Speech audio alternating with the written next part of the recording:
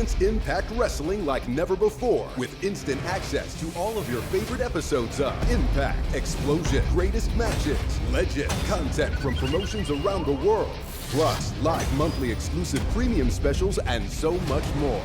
This is spectacular! What a match! The Impact Wrestling app has you covered with Impact Plus, featuring thousands of hours of on-demand action. This has escalated quickly! Stream groundbreaking originals. We are all artists. Get more exclusive content and experience a new and improved accessibility control and freedom like never before. This night's just getting started! Watch free without a subscription and stream Impact Plus anytime on your favorite device. Download the Impact Wrestling app now and experience Impact like never before.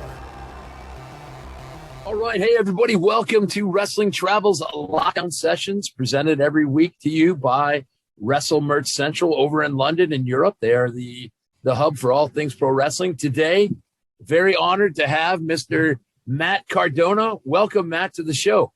Thanks for having me. I actually got a package from Wrestle Merch Central today, actually. Did you? Okay, I know you guys are up on there now. So we got a major Wrestle for a Podcast European store up there, so I had to order some things that are exclusive to that. That's awesome. Well, let's talk about that. How cool is it that the fans over in Europe and London now have that access? They don't have to pay the exorbitant shipping fees or wait in this days of the way the world is. Things taking 30 days to get there. They can get it just like that. How cool is that for you guys? It's cool, and trust me, I don't have to fill out any more damn custom forms, so I'm happy too. So yeah, they do all the work. So yeah, I want to be respectful of your time. I've got a few questions. My colleague actually asked a few questions, so I'm gonna, which makes my job easier, and I don't have to take any blame. Slammiversary is coming up for Impact, and I know you've probably been asked this a million times, but what does the return of a live crowd mean to you and the rest of the locker room? Oh my God. You can't, I can't even describe it. I mean, the fans are what wrestling really is. Like to wrestle with nobody in the audience. It's just a weird feeling and something I still haven't gotten used to. So I'm glad that we're going to finally be wrestling in front of a live audience. And the best way to do it is Slammiversary, because it's going to be an incredible pay-per-view. I'm not currently booked, but I've been harassing Scott D'Amore. Get me Brian Myers somehow, some way. So I'm very excited to wrestle in front of a live crowd. That's awesome. And last year's Slammiversary was, and I'm not just saying this because of you guys, but that was one of the first shows that I saw that did not have a live crowd where I didn't notice. The action at Impact was fast and furious, and it didn't bother me. I actually went on record saying that man, I didn't notice there was no fans. Impact's doing such a great job and has been for so long. The Slammiversary is coming up. The Impact Plus app is awesome. And we wanted to know, do you have, going back to the history of Impact, does Matt Cardona have a top few matches on there or highlights on that Impact Plus app? I mean, I still watch the app. I have it. It's incredible because you can go back and watch pretty much everything that Impact has ever done. And Impact's been around for just about 20 years, which is incredible. You know, like it's outlasted WCW, ECW, you know, it's up there. So to go back and watch, you know, like the debut of Kurt Angle or the debut of Christian or some of those early X Division matches, those matches still, like, they still hold up. Yeah, 100%. Whoops, I hit mute there. How cool is it that instead of, I know back in the day you could ask The Office for a few matches, but how cool is it nowadays to just be able to go on that Impact Plus app and on your phone, you always have it with you no matter where you are in the world? Yeah, it's great, especially if you do it like some cardio, you just want to pass the time by, put on a match, or you want to, you know, drink a couple beers, put on some Impact Plus. It's great. Or if you want to, you know, study some tapes, it's all right there. Well, and the one thing that's great about Impact Plus app is you can try it out. The fans can try it out. You get the weekly show. I know the knock sometimes has been, I can't find Impact. You got to find it. And it's right at your fingertips right There's now. no excuse now. No excuses. Everybody's going to ask you about action figures, and I have to. Sure. Because I'm a huge AWA fan. I was trained with Eddie Sharkey. I grew up in Minneapolis, Wisconsin area. I know the AWA Remco figures are very sought after. Do you have them all? I do not have them all. I'm missing like 3 or 4. And the ones I'm missing are very, very expensive and hard to get. So like it's the Sheik and Nor the Barbarian and the Russian. And I think that might be the only 3 I'm missing. But to get those, it's very, very tough. It's not like they're available and I don't want to spend the money. They're not easy to find. And if you find them, like they have, they're usually never in the package. And if they're out of the package, they have reproduction, like outfits and stuff like that, which I do not want to deal with. I want the real thing, baby. So I would prefer to find them in the box and open them myself so I know that the outfits are authentic. 100%. I used to have the fabulous Freebirds, and I do not know what happened to them, but I wish I still had them. What is when you go out looking for action figures, what was one of your best days? Oh man, I mean, now it's like the easiest it's ever been and the hardest, because now you can go on the internet and there's websites where you can figure out like what store has what, and that's a good thing, but that's also a bad thing because people have access to that. So as soon as something hits the shelves, someone's there buying them all, so it's very, very dangerous. But, I love the days when I was a kid, pre-internet, where you'd walk into a Toys R Us and you'd see a brand new set of wrestling figures, but you didn't know they were coming out. Now you can pre-order them online. You see the pictures. We have Comic-Cons. We have the Major Wrestling Figure Podcast. You didn't have any of that in the early 90s. So you'd walk in a toy store like, oh my God, Bret Hart, Undertaker. Like, I miss those days. And I feel bad for the kids these days because we'll never experience that time. Right. Everything was magic. I think it was, Yeah. And I wish yeah. It just stinks that some of the stuff that is so expensive now that I'm like, I just want it. I just would love to have a Baron von Raschke on my shelf. Now I gotta read this question from my colleague. He says we know you like Ghostbusters. I do. Wants to know what would be your favorite Ghostbusters movie and what you think of the Afterlife, the Ghostbusters Afterlife trailer, and what you expect from that upcoming movie. As far as I'm concerned, there's only 2 Ghostbusters movies, 1 and 2. 1 is the better one, but I don't dislike 2. And the Afterlife trailer, I'm very, very excited for it. I think it's in good hands. I think the direction is going to be great. I think it's going to, live up to the other ones and start a new generation of Ghostbusters and Ghostbusters fans, which I think is important. Now, if money was no object and there was no copyright claims, would you come down to the ring to On Your Own by Bobby Brown from Ghostbusters? I absolutely would. If you watch Free the Narrative, where I take on EC3, which is available on Fight TV, I actually come out in Ecto 1. So it's almost as cool as coming out to that Bobby Brown song. Hey, fantastic. Now, we are from the United Kingdom. We are, even though I'm the lone representative here in the U.S., so we bring fans from all over the world to their favorite wrestling events.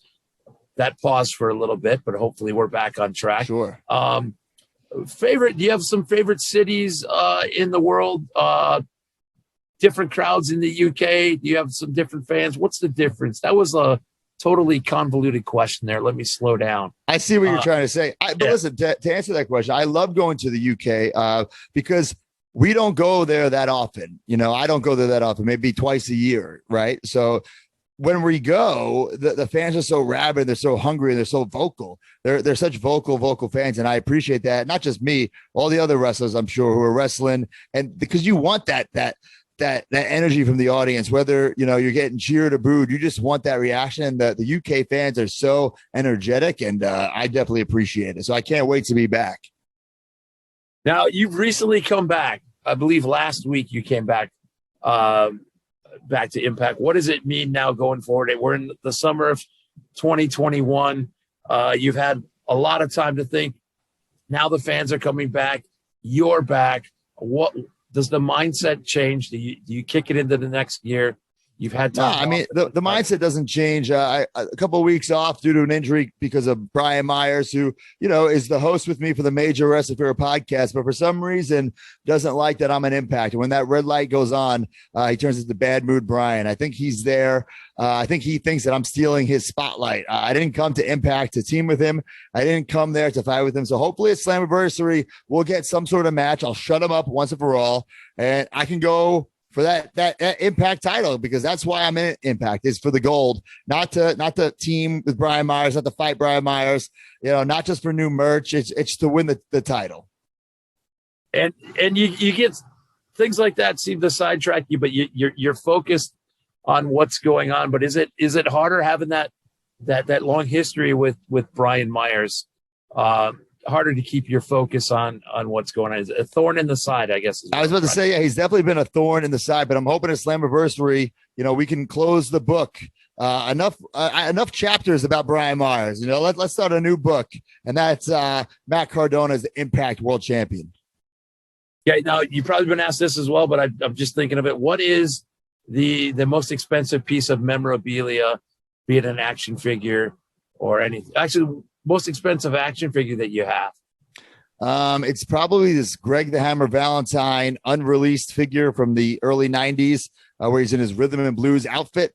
It was in a Toys R Us ad inside one of the magazines years ago. And before the internet, I would just go to all these different toy stores looking for it, thinking it came out, and then thinking I didn't have it. Turns out nobody had it because it never came out. But years later, I was able to get the one from the magazine. So that's on display in my toy room, and that's my prized possession. That's worth a lot of money. Is there a good story about how you acquired that, or just? Yeah, I mean, people, they think I get things on eBay, and yeah, I go on eBay. Listen, I'm on eBay every day. There's packages coming to my house every day. But I would say 9 times out of 10, something that's like really, really rare, I don't get on eBay. I get through direct sales or Instagram or Facebook. So this Greg the Hammer Valentine I got on a Facebook group. Some ex-Hasbro employee just posted a box that he found in his garage, and it was like this bird's eye view of all this stuff in there. And I could just spot Greg's leg like a hawk. I could just spot it. And you make it a little deal, and you spend a little money. Well, it was actually a lot of money, but that you got to do what you got to do. Now, because you collect the figures, I'm just wondering, throughout your wrestling career, has there been memorabilia that you've hung on to of your own or of events that you've been at? Yeah. So I try to keep every piece of merchandise that ever comes out of me. I used to keep every piece of gear, but I have way too much ring gear. So I'd rather a fan appreciate it. So I've gotten rid of most of it. But if it's from a big match or a title win, or for instance, like my Impact debut, I'll keep stuff like that for sentimental reasons. But I don't need all of my gear because it's just going to sit in my garage. All right. Favorite wrestler growing up or of all time? Who do you? My favorite is definitely Macho Man Randy Savage. He's somebody who evolved over his career in so many different ways. On the Major Wrestling Fear podcast, we describe figures as toyetic. Like you're walking down a toy aisle, and whether you like wrestling or not, you just see this figure and it attracts your eye. And the Macho Man is the perfect definition of toyetic, with all the colors. And, first it was with the glittery capes and the sunglasses and the headbands. And then it's the jackets with the tassels and the cowboy hats. It's and the matching glasses. So Macho Man was definitely ahead of his time and one of a kind. Now, do you go back into the archives? I mentioned AWA before. Are you a guy who will go back into the archives and watch some older wrestling at times? And do you watch the AWA, the old all of the older stuff? Yeah, I mean, to be honest, I prefer to watch older stuff as opposed to current day stuff, only because I have that sentimental value to that older stuff. So it's like watching one of your favorite movies. So, and also what's old is new in wrestling. So there's definitely something to pick up for sure. Yeah, that's what I always said, that somebody could almost have a whole career out of some of these, what I call forgotten or lost moves that we just haven't seen for a long time. I want to be respectful of your time, so I'm going to ask you my final, actually 2 questions. Okay. Everybody always has interviews like this, and they get a really cool story out of somebody. You have a cool story that I could just ask you a great road story or something that you were able to a clickbait story. Is that that's what I'm looking for without doing the hard work. But if you, yeah. So, okay. This actually happened a couple weeks ago. The Major Wrestling for a Podcast, we have a sponsorship by Pabst Blue Ribbon. It's a beer company. I don't know if they have that in the UK. Do they? They don't, but we have it in Wisconsin, and I'm damn proud of that. Okay, so we had a big pool party commercial shoot because we're filming something. So Brian Myers was there, myself, Mark Sterling, and Chelsea Green, and Hornswoggle. And Hornswoggle had a couple too many drinks, and he was passed out on a pool float that wasn't even in the pool, just surrounded by beer cans. And then I took his book that he wrote, because of course I have his book, and I placed it over his chest, and I took a picture, and we made a t-shirt. Hornswoggle's always getting wild. I moved to Orlando, Florida from New York a couple of years ago, and I had like a housewarming party, and I just thought it was a regular party until the next day, these pictures surfaced of Hornswoggle naked with my internet title doing that Shawn Michaels classic pose. I had to disinfect that title, baby. Oh, yeah. All right. Last question. I know we can find you at Slammiversary. I know we're going to find you at Impact Wrestling and also the Impact Plus app. But can you please plug away? You got the YouTube channel. You got the Major Wrestling. Figure where can the fans find you? Yeah, I mean, listen, I can take up 30 more minutes just plugging my stuff. So just go to my social media, Twitter and Instagram at the Matt Cardona. You'll see so many things. The Major Wrestling for a Podcast, Major Pod Network. I got a podcast with Chelsea called Majorland about theme parks. There's so much stuff to plug. So just check out the Matt Cardona social media and you'll see it all. All right. Hey, I wish you the best of luck at Slammiversary, and I thank you so much for joining me today, Matt. Thank you. Take care.